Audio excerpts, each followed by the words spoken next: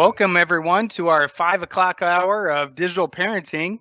Today I'm super excited as we look at ending the school year and looking at what it looks like for summertime. We wanted to offer you some summer virtual tours.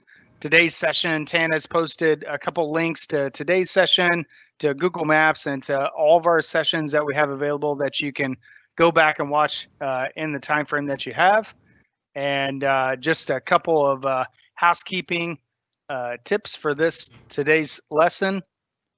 When you look at the Q&A, that's how you can give us submit questions, submit any comments that you have. We're there to moderate those questions, and if we deem it appropriate, we'll publish those questions so that everyone else can see. Otherwise, we'll just reply to those privately. Also inside of this session is closed captions. So if you would like for this session to be transcribed for you in your native language or in a different language, then you can select what language, and we have 6 to choose from. Klingon actually isn't one of them, but.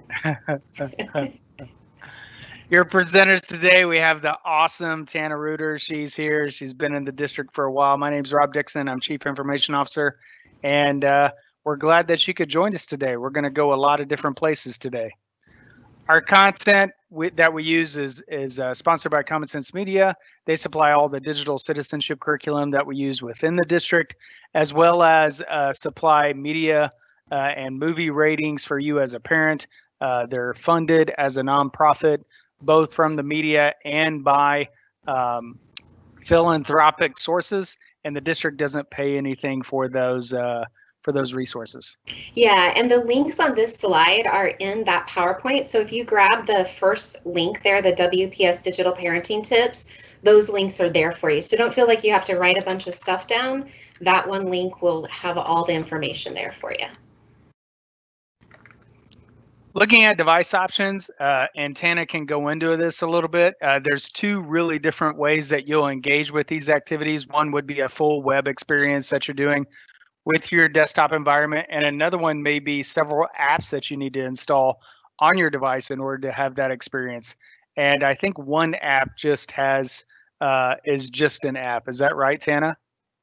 Yeah, so the Ulrich Museum is just an app, and so their virtual tours are only done through their apps. Online, obviously, you can see some of their pictures and things like that, but to do the walking tours, that's on their app. And then the Google Expedition is a pure app as well, where you can do tours actually to space. This one actually goes into your lungs, and those 2 are apps only. There's no other device. The other ones we show you, like Google, this is Google Earth. It works on a laptop or the app.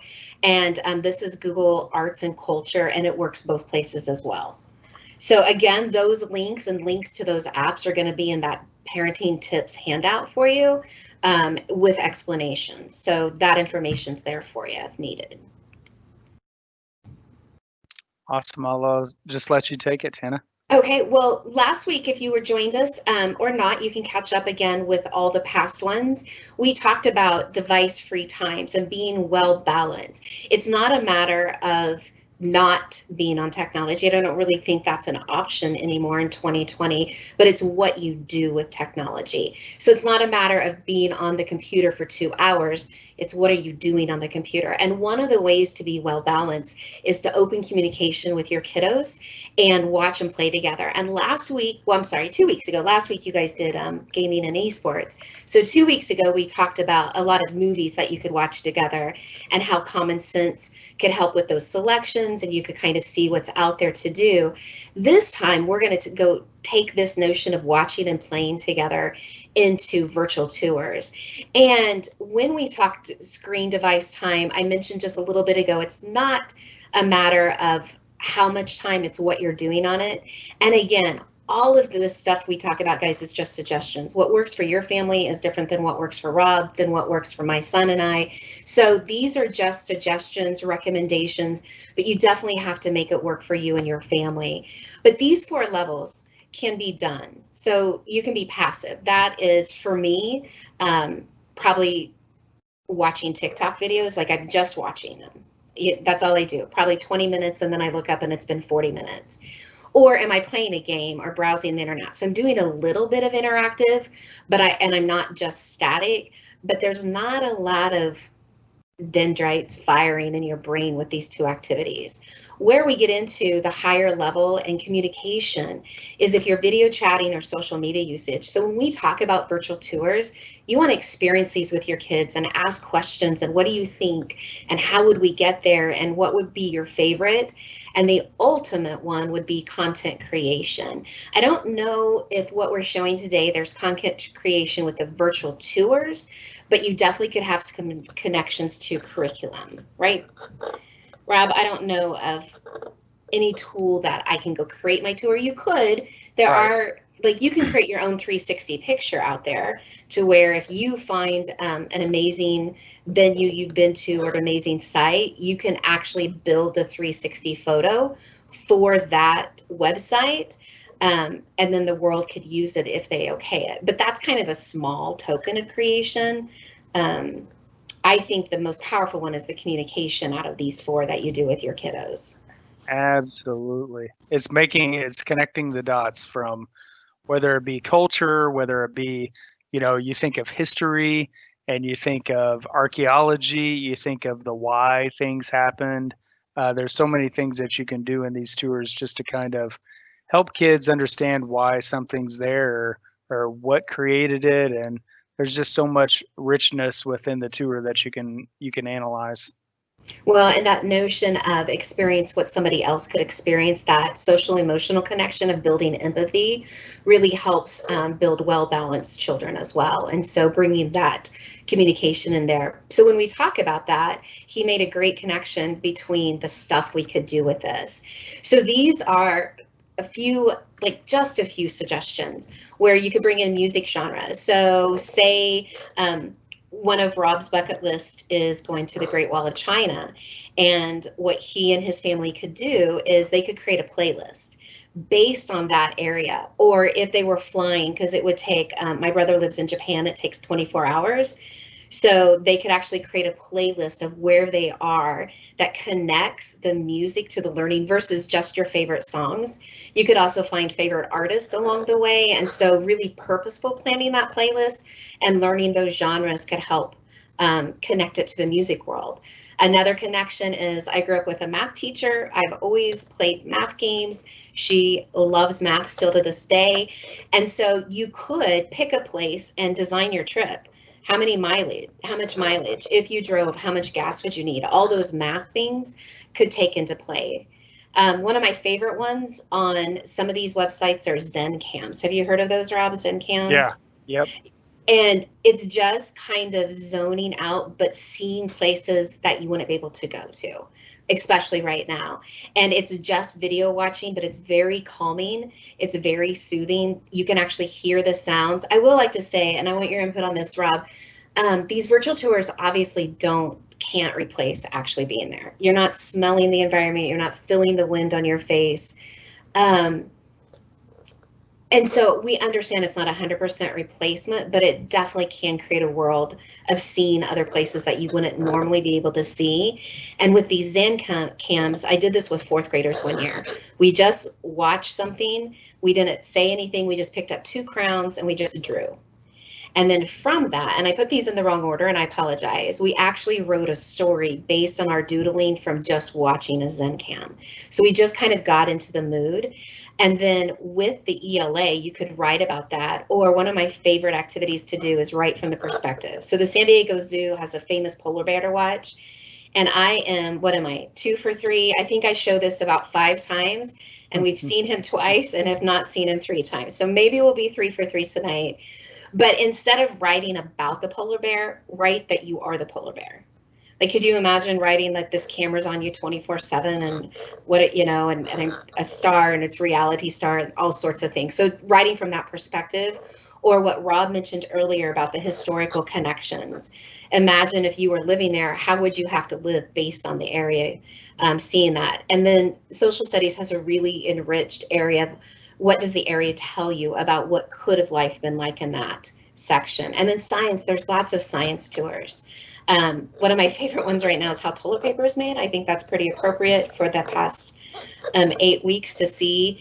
you can actually, oh, the space one, Rob. What is the space one you've seen? The International oh, Space Station. yeah, I'm sorry. The word's just like, I could see it. I'm like, it's a cylinder tube with wings. And two ways to see that. You can actually just look around it, but it is one that you can follow a path and go into different parts of the International Space Station. And that is a great segue to this about the different types of virtual tours. Not all virtual tours are made equal. So some of them are just live videos, and you might have seen the eaglets up in Iowa being hatched, and they're actually kind of big right now. I'm not moving the camera. I'm not walking around on the nest. I'm not seeing 360. I can't see the sky above or below the nest. I'm just watching a video. So those are just live videos. The next one is this, and I'll show you these lives to kind of show you the difference, is this 360 degree. You want to talk about this? Because I haven't been on any of these rides. I've not been to Universal or Disney, so I don't know how close the experience is at all. You know, I've been to Disneyland actually this last year, and I think what's great about it is you get a sense of speed, you get a sense of what, listening to the sounds of the roughness of the ride or Mm. the smoothness of the ride. And so it also gives you a sense of, is it light or dark? And so I think out of that, it at least would give you an indication of, if you did go and visit it, what that ride would be like. So I appreciate that.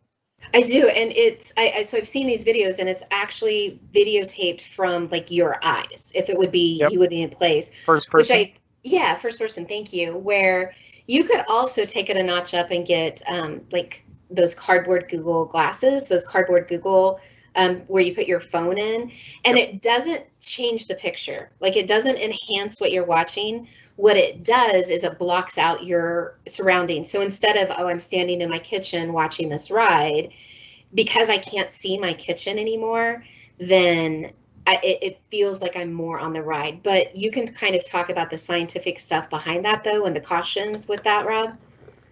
Yeah, absolutely. So when you look at kids when they're in virtual reality, unless it's a really high frame rate, in which these videos wouldn't be that high, Right.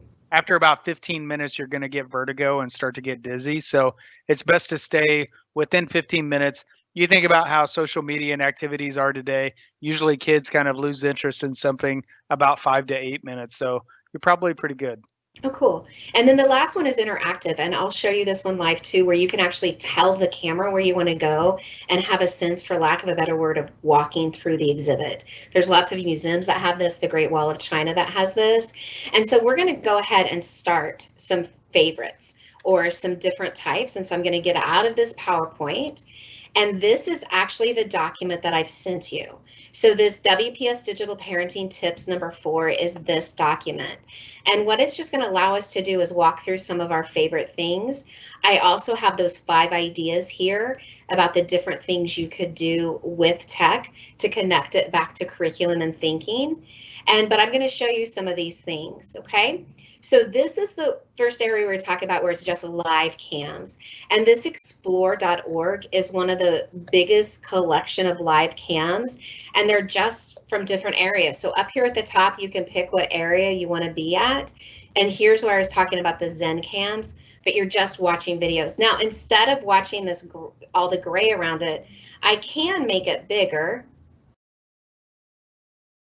and to where I just kind of have my device be just that and just sit and watch. But it's just a live video of, I believe these are some vultures or some raptors or something, and it's hit and miss because these are live cams. There's ones for like elephant watering hole. Well, if the elephants aren't at the watering hole, you just see this watering hole.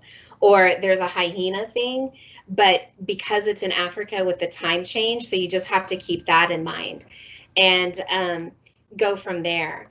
And so the next one I want to show you is what Rob talked about with this 360 ride, and we'll see if it'll go. And it actually has sound, except I forgot to hit the sound button, so you guys won't hear the sound. And it's going to load for me.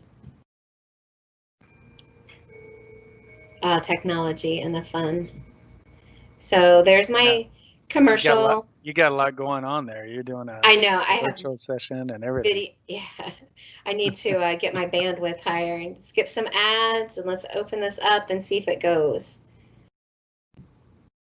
So you can, the link I've given you is this virtual Disney World YouTube link that takes you to all of them. So you can just pick whatever ride you want to go on, and hopefully here we go now. Or we'll see a black. So we're going to go on the Forbidden Mountain. We actually walk towards the cart. We're going to get in the cart and ride. This part isn't very exciting. I should have forwarded it. So I'm going to let this go for just a second and come back to it after it loads a little bit more. And then this is the one we were talking about with Rob in the Great Wall of China, where you can actually walk around. And I'm going to close out the bird cam to take away a little bit of what I'm doing. And here's the virtual tour. And again, I can make it full screen. I'm not going to quite do that just because the timing and it's loading, but I can actually spin this with the arrows and see off of the wall too. What's to the left and what's to the right, what's above it. And then these arrows tell me that I can go in that direction and I can just keep walking. I always find it interesting that it always brings you back to the 20th century with a recycling can sitting right there. And so I can keep walking, and then my arrows will let me look to the left and to the right. And so that's the third type of tour, where you kind of walk through it. There's museums like this. There's one of my favorite links that I have, and I'll show it to you, is the New York City mural art that you can go watch. But that's the interactive ones. So let me get back to see if our ride has caught up with us yet. Here we go. Now we're on it. Of course, it's spinning again. Talk about bandwidth. Maybe I should get my kid off his gaming computer. He's probably gaming at the same time I'm trying to do this too, all in one bandwidth. Here we go. So this is what Rob was talking about, is that first person, that we feel like we're on the roller coasters. There's actually sound to these too. I apologize for not hitting the sound button for you guys, because you can hear the sounds of the roller coaster. You can actually kind of almost feel the shakiness of the ride. And those are all the virtual Disney World rides now for fun. So as it loads, there we go.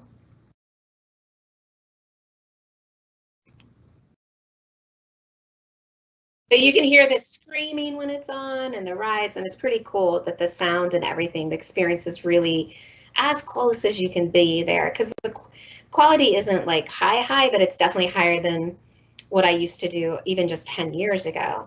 Here's what I was talking about when Rob mentioned the devices earlier. I have the links to the Google Play Store or the Apple Store if you need them. And then right here are the different types. And so let's talk a little bit about down here. So I broke this presentation up into different things. So, and I just picked some random ones, but what I tried to also give you guys is a list of others out there, because what I like or what Rob likes might not be there. Rob lived in Omaha for what, the past 5 years? 5 years? A little over 5 years, yeah. Yeah, and you can actually go to the Omaha Zoo, Rob, with just staying here in Wichita again and visit those places. So let's go ahead and click here. We're going to go to the San Diego Zoo, and this is going to take us to the polar bear. And let me see if I'm 3 for 3 or if I'm going to be 2 for 4. And it just, again, this is just a live cam experience. You might see the cam moving in these live experiences. You don't have control over that. That is either remotely done or it's on a system or something like that. So if it moves off of something, you don't have a control to do that. The ones that you have control is like what I showed you with the Great Wall, where you can decide where to go and look in the direction you want to look. These live cams, it's kind of, oh, as I used to say to students, you get what you get. Oh, look at that, 3 for 3. And if there's sound with this too, so you can kind of hear the sound of what's going on in his cage. It's not very active at this time of day. So going back at different times, there's actually a link to the Northern Lights. Have you ever experienced the Northern Lights live? Yeah, actually, whenever I was in Wisconsin, we got to see them, but it wasn't something that happened all the time. Yeah, and I've never actually been in a place. I was in Calgary several years ago, and it just was the time of year that they didn't really come out. But you would have to be on that camera at night because it's a live cam. It's not a video recording of things like that. So this is our live cam.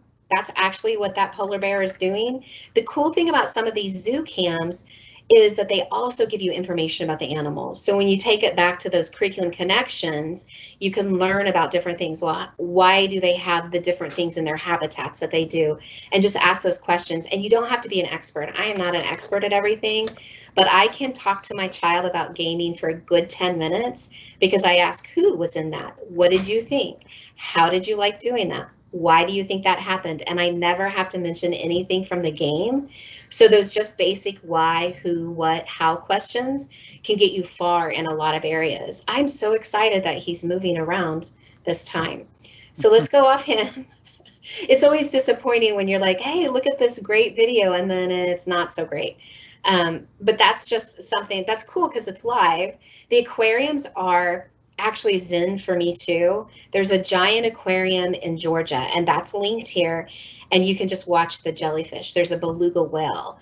So where do you want to go? What do you want to see? Now we can get into the museum. So this is the Smithsonian National Museum of Natural History. This is one that you actually can control where you go. It's not just live pictures. It's the arrows on the floor and what gallery do you want to go see. I will have to say the museums aren't 100% virtual tours. Sometimes, say there's 7 rooms, they might have 3 of them done virtually and the other 4 aren't. So it just depends on the museum of how much they've done that they brought into the virtual world and that they haven't. So actually, and I've taken you around the world. There's Anne Frank's house, where you can see where she wrote the diary, where she experienced the 2 years of being locked in the room to protect she and her family. The Guggenheim. You can go down to Mexico City and see the Museum of Anthropology and see some of the amazing works there. Then, of course, I had to link to the Louvre. I have yet, so if you guys find it, I have yet to find the room where the Mona Lisa is. And maybe it's one of those things they don't have on their virtual tour. It's definitely smaller than what you think, based on pictures. I haven't ever been there live, but it's definitely one of the most famous museums, obviously the Louvre. And then what just opened 2 days ago, not the museum itself, but Salvador Dali, a famous artist, his museum just went virtual too. And again, you can actually go to the gift shop there. I thought in his, you can literally walk around almost his entire museum is how they've done it. The melting clocks, right? Isn't that Yes, what he did? yes, He did yes. melting clocks. So his art is a little, I forget the genre that it's called. It's a little wacky. I guess I could be safe with that word, but it's pretty surreal. I think surreal is the word. Then Yep. at each category, what I tried to do is give you a link to other ones, just so that if you're like, man, I don't like any of her choices, go here and see what other ones are out there. The zoo link is a link of like 32 zoos out there. Sedgwick County is actually there. The Penguin Cove at our own Sedgwick County Zoo actually has a virtual cam here in town. So let's go to famous landmarks. We've already mentioned one earlier, the Great Wall. You go to Ellis Island and walk around. You can go to the Great Wall, what I mentioned, Machu Picchu, and then Stonehenge. I do want to stop for just a moment and mention something unique about Stonehenge. So it actually, and it's on the card, so if you flip this around, normally there's a huge activity for the summer solace. Well, this year, because crowds can't gather, or they're assuming that they won't be able to by June 20th, 21st, on their Facebook page, and I know some of you might not have Facebook, and I'm not saying get Facebook just to do this, I just want to let you know where it is you can actually watch the sunrise and sunset for the summer solace at Stonehenge via Facebook this year. And then we're getting into some art, some street art. So now this is a shameless plug for Wichita, and this is not done virtually to where it looks like you're standing on the street. It's just pictures of it, but I had to include some of the amazing murals that are around Wichita.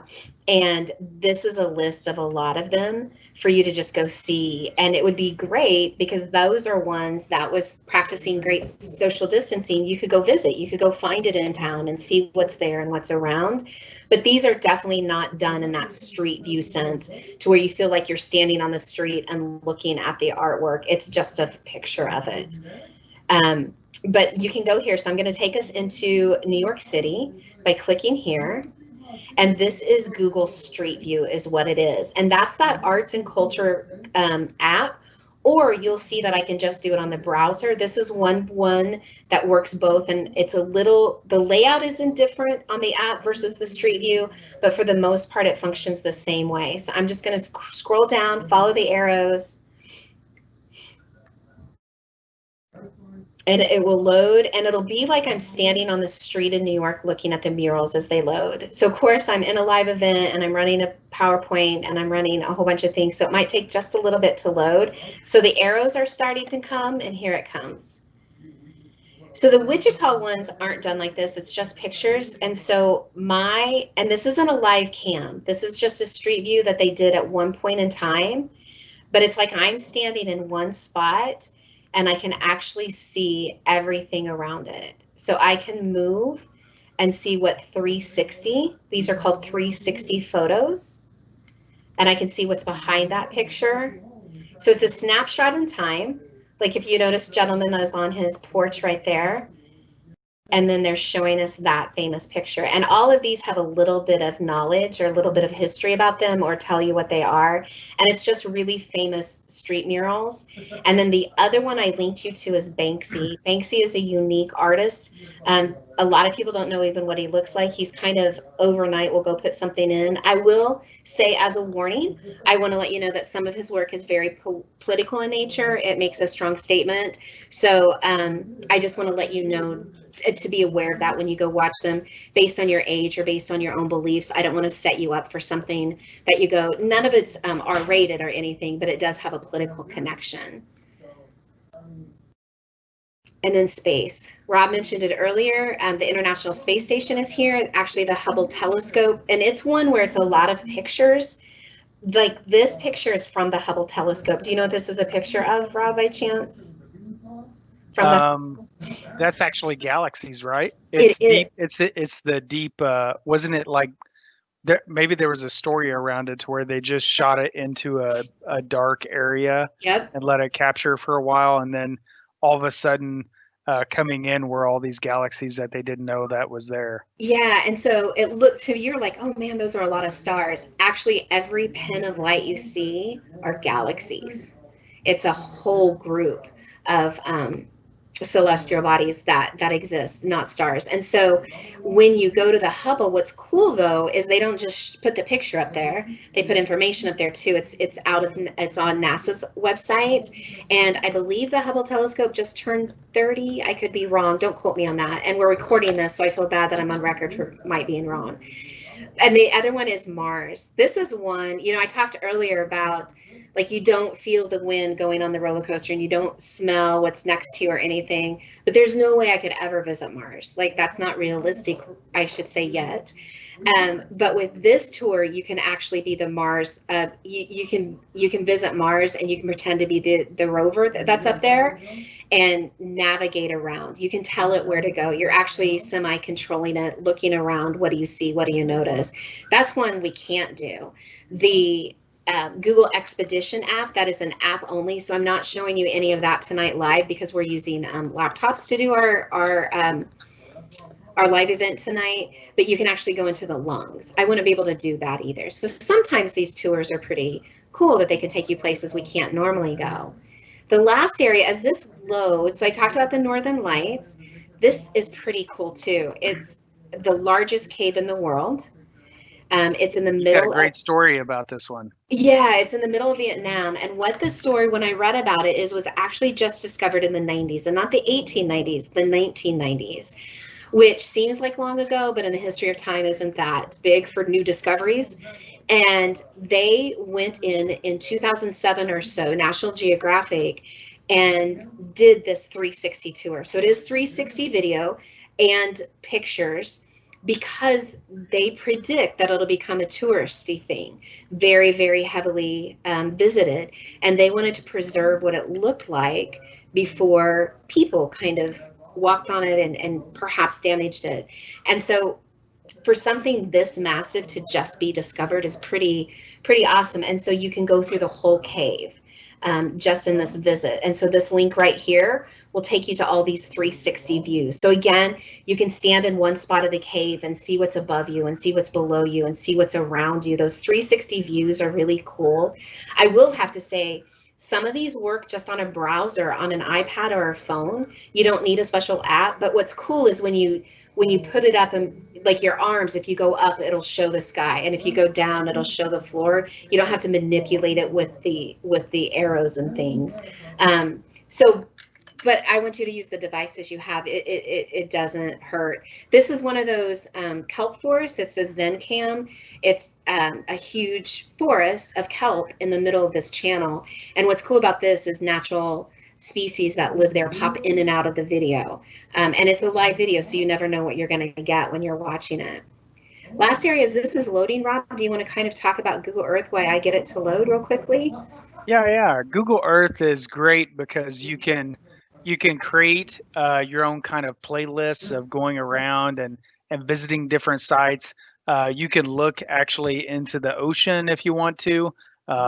You can look at it via an app, whether you're on an iPhone or an iPad. And it's great because you get to manipulate if you have a touch device via gesture. So it kind of gives you a way to zoom into a place or zoom out, kind of get a perspective of the land and the layout that you wouldn't necessarily get otherwise. You can actually go look at your own house, like type in your house and see what you do. And what's cool also is in the upper right hand corner, if you hover over it, it'll do the history. So you can back up the pictures as far as Google Earth has them. So obviously it's not forever. So you can see, okay, what did my house look like 10 years ago? What did it look like 15 years ago? However many pictures, but it'll actually show you the history of those spots too, as long as Google has a picture representation from that time. So it is loading. As it loads, the other areas are just kind of some random things that I put up there. I put Universal, I put Legoland Hotel. I know you do a lot of Legos at your house, Rob. Have you ever been to the Legoland Hotel? I have not been to the Legoland Hotel, but I have been across the way from it. So I've seen it, but I wasn't able to actually be there. But yeah. Yep, love Legos, love doing them. I think it's a great activity, help teach engineering and creation. And so it's one of those tours that you can actually walk through it. It's not just 360 where you're standing and looking. You actually can control where you're going in the hotel. And so, hopefully Google Earth will play nice for us. But Google Earth, what I'm pulling up is all the state national parks. So they have a tour. So Rob mentioned earlier, you can design your own tour. You can just pick a random place to go and type it in, and the Google Earth will take you there. Then they actually have lit tours that if your kids are reading books and they're based on actual places. Of course, my phone, this is 2 for 2, right, Rob? My phone rings in the middle of training. The lit tours follow the places of the book. So even if the book isn't real, if it's based on real places, you can actually go with those characters to those places. So there's lots of different options with Google Earth. What I've linked it to is just Google Earth itself, where you can just go where you want to go. The second link on our website, I'll let this load up in the background, maybe it'll do it, is this is walking the Appalachian Trail. So I've given you an example, and this is one when you take these tours that you're actually walking through those parks. It's not just 360. Some of them go further than others. Some of them are more enriched than others. The Yellowstone one that I link there, you can go to different parts of Yellowstone and visit it. And we'll let this load in the background, of course. And maybe we'll see it. If not, you go check it out when we're done with this. These honorable mentions are the ones I mentioned before. We mentioned earlier the Disney one where you can ride the rides. That's what I showed you earlier. Universal has some different rides. Some of them might be the same. Some might be different on the links. Then this is the Legoland that I talked about where you can actually walk through it. This I want to talk about too. So this is a virtual map that we built. And what it is a lot of museums. So there's zoos and aquariums, there's museums, there's landmarks, there's parks and more. So what you can do is instead of like, well, what parks can we go see? You can base your trip based on where you want to go. Well, let me go check out what's in Africa, or let me go check out what's in Antarctica. or let me go check out what's in Australia. So instead of planning the virtual trip based on the list from here, you can plan that trip based on maybe you want to travel up the west coast of the United States, or you want to travel on the east coast.